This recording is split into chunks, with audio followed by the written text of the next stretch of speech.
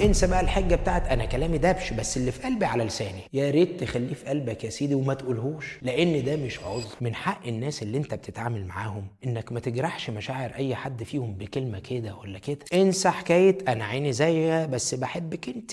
من حق الانسانه اللي في حياتك انك تحترم غيابها قبل حضورها. يا جماعة انا عايز اقول ان تصحيح الاخطاء اسهل بكتير قوي من تبريرها. الوقت والمجهود اللي بتحتاجهم في كل مرة عشان تبرر عيب في شخصيتك مش عايز تغيره او خطأ متعود تعمله اكبر بكتير قوي من الوقت والمجهود اللي هتشمر فيهم ايدك كده وتدخل على المشكلة وتتعامل معاها. محبة الناس شيء جميل، نعمة من نعم ربنا سبحانه وتعالى. عشان تحصل عليها انت محتاج تجتهد شوية، محتاج تغير حاجات في نفسك، او على الاقل لو مش هتقدر تغيرها تعتذر عنها وتقدم تعويضات. يعني لو ما بتعرفش تقول كلام حلو اعمل تصرفات حلوة، ما بتعرفش تواسي طبطب.